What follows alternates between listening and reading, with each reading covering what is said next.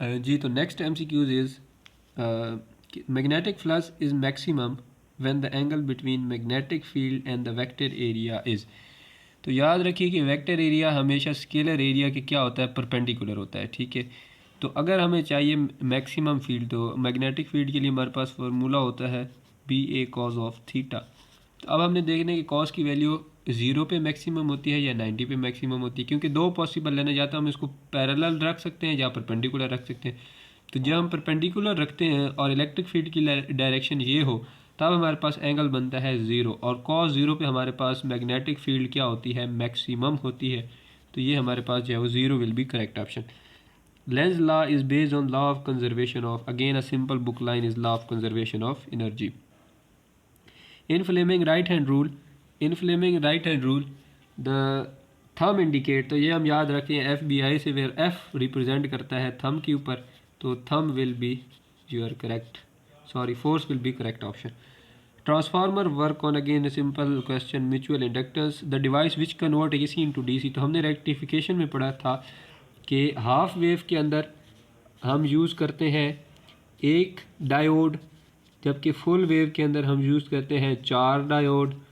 और अगर हम बात करें स्पॉटेड रेक्टिफिकेशन की, तो उसके अंदर हम यूज़ करते हैं 2 डायोड्स।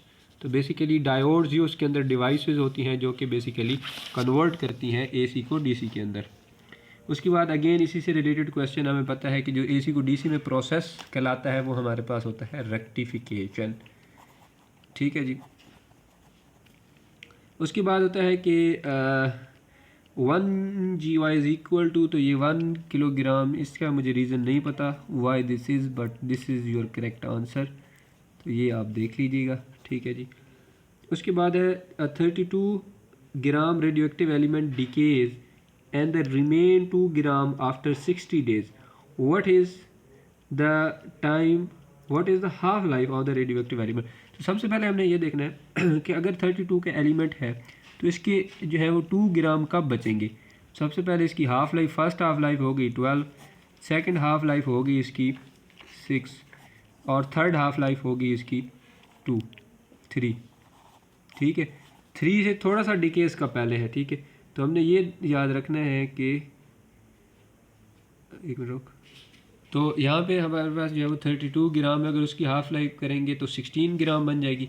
16 ग्राम की हाफ़ लाइफ 8 ग्राम, 8 ग्राम की हाफ़ लाइफ जो है वो 4 ग्राम बनती है, 4 ग्राम की हाफ़ लाइफ 2 ग्राम, जो कि उसने हमें बताई है कि 2 ग्राम हो रहा है 60 डेज़ के बाद। तो इसी के रिस्पेक्टिव अगर हम जो है वो डेज़ की निकालें, तो डेज़ में पहले की निकालेंगे तो 30 डेज़ आएगा, ठीक है, और सेकेंड इसकी निकलेगी 15 डेज। तो यहाँ से हमारे पास पता चला कि इसकी जो हाफ लाइफ बनती है वो 15 डेज़ के बाद बनती है, क्योंकि 2 के बाद ये 2 ग्राम ही बाकी रखता है।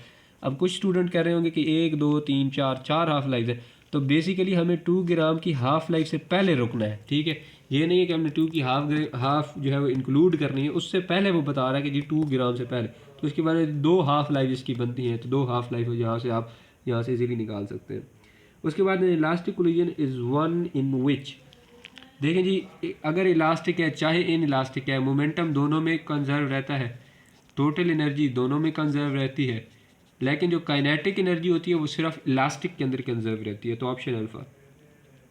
The time rate of change of velocity, again a simple definition, acceleration in projectile motion, the range of projectile will be maximum.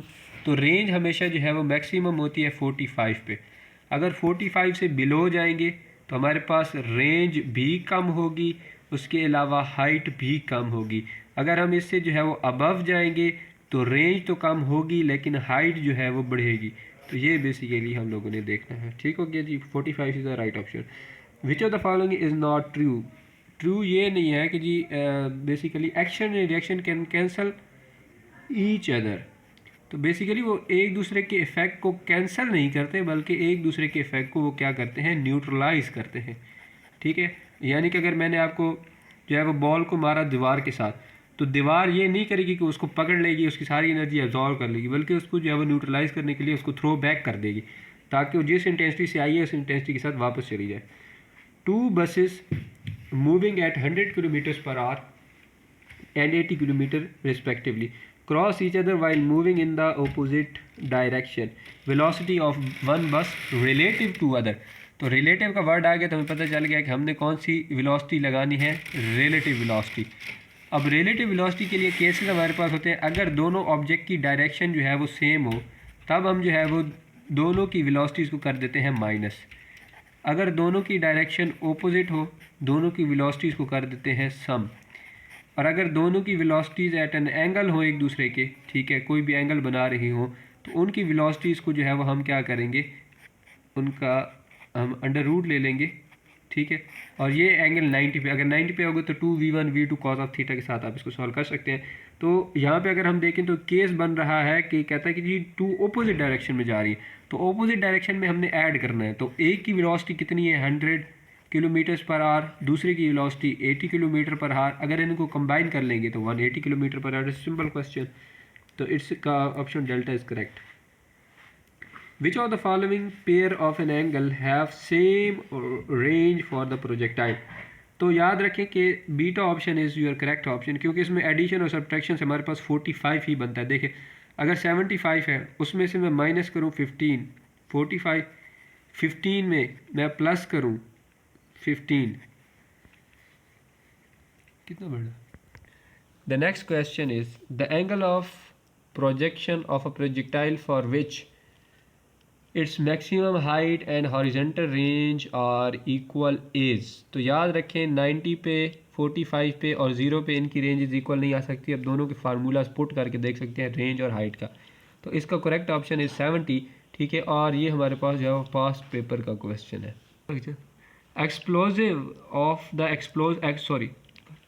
The next question is the explosion of the explosive material is application of। तो basically ये हमारे पास momentum की application होती है जितने भी explosive होते हैं। फॉर एग्जांपल अगर हम रॉकेट देखें तो रॉकेट मूव करता है by propulsion of gases downward, ठीक है। तो इसके इफेक्ट को न्यूट्रलाइज करने के लिए रॉकेट अपवर्ड मूव करता है। अब सेम अगर हम बुलेट का केस देखें, बुलेट फायर होती है आगे, हमारी पास जो गन होती है वो रिकॉइल होती है पीछे की तरह, तो ये इसके इफेक्ट को न्यूट्रलाइज करता है। सिमिलरली अगर बम ब्लास्ट होता है तो उसका हाफ पीस अगर इधर जा रहा है तो दूसरा ब्लिस्टर इधर जाएगा। तो ये बेसिकली मोमेंटम को कंजर्व करने के लिए इस्तेमाल होती है। The next question is 1 horse power. Simple सा जो है वो 1 हॉर्स पावर जो है इज अ पावर का यूनिट है and it's equal to 746। The next question is the product of force and the velocity is equal to. अच्छा, अब यहाँ पे ऐसे क्वेश्चन को सॉल्व करने का एक तरीका होता है कि उसने दिया हुआ है कि जी the product of force and the velocity, force and velocity.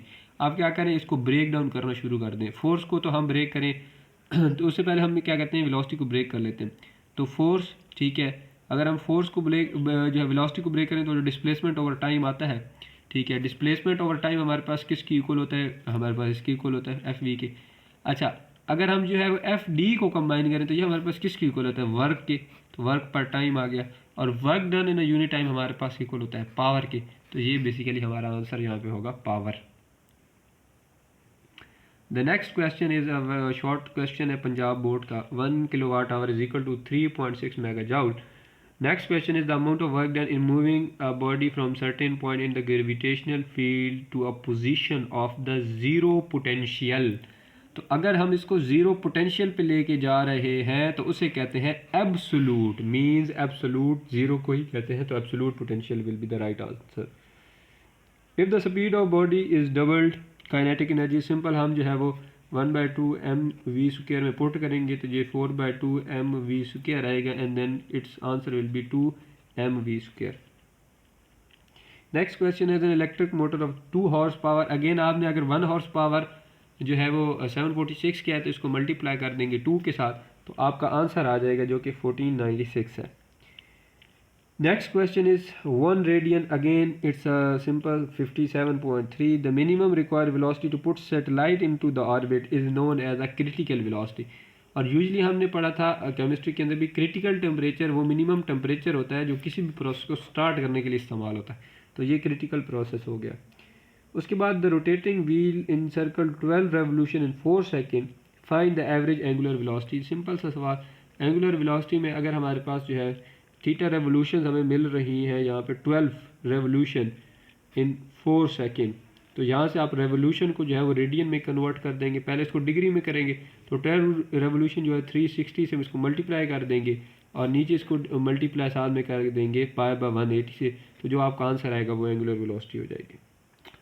उसके बाद हमारे पास जो है वो आता है कि when the object experience circular motion the direction of centripetal acceleration is, तो जो हमेशा जो सेंट्रीपिटल एक्सेलरेशन होती है ना, अब हमारे पास सर्कल के अंदर दो टाइप की एक्सेलरेशन होती है, एक होती है टेंजेंशियल एक्सेलरेशन और एक होती है सेंट्रीपिटल एक्सेलरेशन। तो जो सेंट्रीपिटल एक्सेलरेशन होती है वो हमेशा सेंट्रीपिटल फोर्स के कॉन्सिक्वेंस में लगती है, जिधर फोर्स लगेगी उधर ही सेंट्रीपिटल लगती है। अच्छा, तो यहाँ से जो हमारे पास टेंजेंशियल होगी वो हमेशा टेंजेंट होती है, तो अगर टेंजेंशियल का पूछा जाता है तो टेंजेंट, सेंट्रीपिटल का पूछा है तो हमेशा सेंटर की तरफ होती है। उसके बाद हमारे पास जो है वो क्रस्ट ऑफ वेव एक्ट है। अब इसकी कोई सॉलिड रीज़न नहीं है कि वो कन्वेक्स की तरह जो है वो क्यों बिहेव करता है, but the most related is कि इसकी मॉर्फोलॉजी जो है वो कुछ यूँ होती है जिसकी वजह से हम इसको जो है वो रिजेंबलेंस देते हैं, एल्स इसका कोई फंक्शनैलिटी के लिहाज से कोई इसका रिलेशन नहीं है। The speed of sound in air does not depend upon pressure. अच्छा, यहाँ पे ऑप्शन में हमारे पास है जी कि डेंसिटी, तो डेंसिटी की जो स्पीड होती है वो हमारे पास इनवर्स होती है, ठीक है, टेम्परेचर के डायरेक्ट होती है, ठीक है, उसके अलावा ह्यूमिडिटी की भी जो है वो डायरेक्ट होती है। तो सिंपल हमारे पास जो है वो यहाँ पे प्रेशर आता है। Choose okay, now the portion of chemistry. अच्छा जी, यहाँ पे लिख भी देते हैं, sorry for the writing but I am trying to be as quick as possible. सबसे पहले जो हमारे पास है, which of the following molecule is a covalent in nature, तो कोवेलेंट हमारे पास AlCl3 है, नो डाउट, ठीक है जी।